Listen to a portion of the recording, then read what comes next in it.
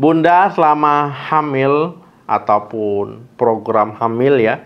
Jadi wanita-wanita yang sedang hamil ataupun program hamil biasanya disarankan untuk konsumsi asam folat. Karena katanya ini bagus untuk perkembangan janin, bagus untuk program hamil supaya program hamilnya berjalan dengan baik ya, sukses. Nah, kira-kira ada makanan nggak sih yang mengandung asam folat?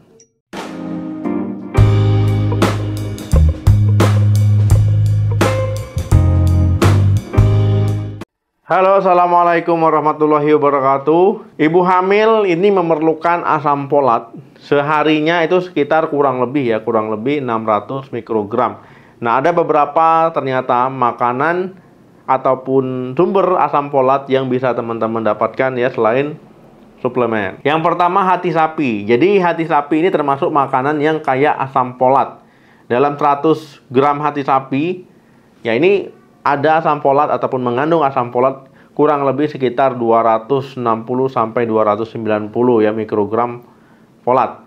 Nah, tetapi yang perlu diketahui adalah hati sapi ini kan termasuk jeroan ya. Jangan wah nih hati sapi ini kaya asam folat nih, bagus nih, tapi jangan makan berlebihan karena jeroan itu ya perlu dibatasi. Nah, kemudian teman-teman, hati sapi ini juga dia ada kandungan vitamin A. Jadi vitamin A-nya cukup tinggi. Nah, jadi kalau berlebihan konsumsinya, ini bisa meningkatkan risiko untuk janinnya ini cacat ya. Pada jantung, pada otak, pada kaki. Jadi konsumsinya sewajarnya saja. Yang kedua, bayam.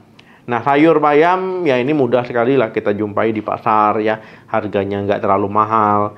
Dia juga mengandung kaya asam folat. Ya, dalam 100 gram bayam segar itu ada kandungan sekitar kurang lebih 190-an mikrogram folat. Jadi bayam ini bisa teman-teman gunakan ya untuk membantu pemenuhan ya kebutuhan asam folat harian. Supaya apa? Supaya kehamilannya sehat. Bayam ini juga dia kaya kandungan zat besi ya untuk membantu mencegah anemia pada ibu hamil. Ya, karena kalau seandainya anemia pada ibu hamil, ya ini beresiko nanti mengganggu pertumbuhan perkembangan janinnya dan juga membahayakan kehamilannya. Nah, selain itu juga bayam ini kan dia sayuran ya, tentu dia akan mengandung serat. Nah, ini bagus ya supaya ibu hamil ini nggak sulit BAB ataupun sembelit. Yang ketiga, sereal yang diperkaya asam folat.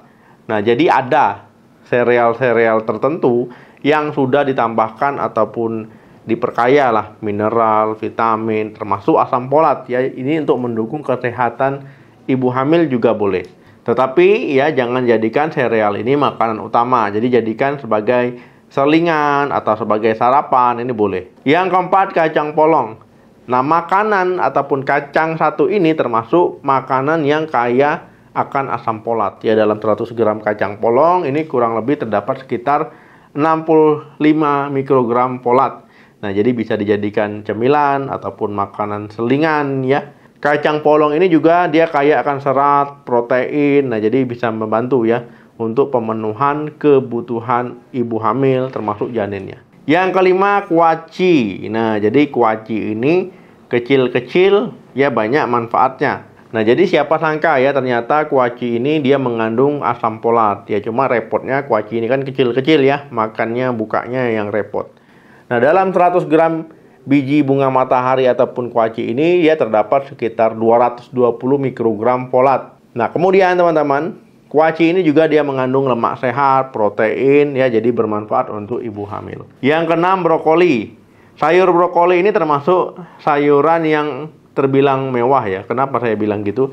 Karena dia harganya ini mahal kalau di daerah saya. Nah, gimana kalau di tempat teman-teman harganya terjangkau atau tidak? Nah, sayur brokoli ini termasuk sayuran yang kaya dengan kandungan asam folat ya. Jadi mengandung sekitar kurang lebih 60-an ya mikrogram folat dari 100 gram brokolinya. Nah, selain asam folat ya, brokoli ini mengandung serat, mangan, vitamin C, vitamin K, dan vitamin A. Jadi bisa membantu ya memenuhi kebutuhan gizi ibu hamil. Yang ketujuh, alpukat. Nah, jadi teman-teman, alpukat ini sebenarnya bermanfaat, tapi kalau di Indonesia penyajiannya sering keliru. Ya, penyajiannya biasanya kan dibikin jus ya, kemudian ditambah gula, ya gulanya biasanya lumayan banyak, kemudian ditambah susu baik susu putih ya, susu coklat, susu kental manis.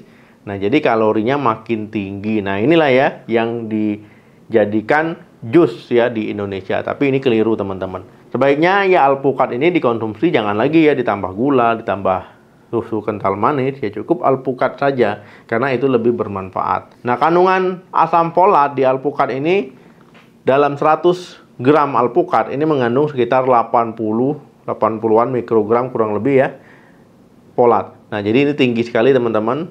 Nah, tapi alpukat juga ini mengandung lemak sehat. Nah, jadi lemak sehat ini bisa membantu teman-teman cepat kenyang. Kemudian kalau seandainya teman-teman sedang diet ya bagus juga konsumsi alpukat. Nah, tapi ingat ya jangan ditambahkan gula ataupun susu kental manis. 8. Jeruk. Buah golongan jeruk ini ada banyak. Ya lemon termasuk ya jeruk nipis, jeruk bali ataupun jeruk-jeruk manis lainnya. Nah, ini dia kaya vitamin C. Ya udah terkenal ya. Buah yang kaya vitamin C apa? Pasti jawabannya jeruk. Nah, jeruk ini juga dia kaya akan kandungan asam folat. Jadi teman-teman kalau konsumsi jeruk, ya ini teman-teman bisa memenuhi kebutuhan vitamin C dan juga asam folat. 9. Telur. Teman-teman, telur biasanya orang bilangnya kaya kandungan protein, ya memang benar ya. Jadi putih telur itu tinggi protein. Nah, kemudian teman-teman, telur ini juga dia mengandung folat. Nah, tapi lumayan kecil ya, sekitar 20-an ya kurang lebih mikrogram folat. Nah, jadi teman-teman, kalau konsumsi telur ini bagus tapi jangan berlebihan. 10. Pisang. Teman-teman, ya pisang yang dimaksud bukan keripik pisang, bukan pisang sale, bukan pisang goreng ya. Jadi benar-benar buah pisang segar ya. Karena kalau seandainya digoreng, diolah keripik dan lainnya itu hanya kalorinya saja yang tinggi. Nah, jadi pisang segar ini kaya kandungan asam folat. Nah, jadi teman-teman ya, satu buah pisang ukuran sedang ini mengandung sekitar 20 mikrogram kurang lebih folat. Kemudian teman-teman ya pisang ini juga kaya akan kandungan kalium. Jadi menjaga keseimbangan cairan di tubuh, mengurangi resiko kram otot ya selama kehamilan. Karena kalau hamil ini resiko kram sering terjadi karena beban yang dibawanya. Kemudian teman-teman di rumah, bunda-bunda di rumah, bumil di rumah, jangan sampai lupa untuk periksakan kehamilannya. Walaupun nggak ada keluhan ya, tujuannya untuk memantau kesehatan ibu, perkembangan janin. Ya, jadi selama ini mungkin orang beranggapan ke dokter itu ya kalau mau USG saja. Ke dokter itu ya saat mau lahiran saja. Enggak ya. Jadi pemantauan kehamilan itu perlu dilakukan, baik kesehatan, baik ibunya, baik janinnya. Jadi perlu dipantau supaya kalau ada apa-apa ini bisa mencegah resiko komplikasi dari kehamilan tadi.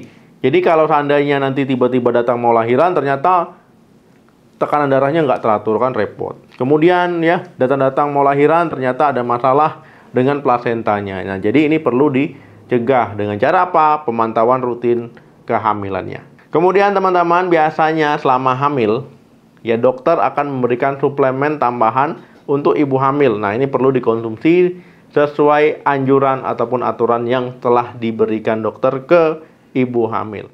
Oke teman-teman, terima kasih yang sudah nonton sampai habis. Jangan lupa di like, di share, di subscribe channel ini. Sampai ketemu lagi. Salam rehat, sampai jumpa.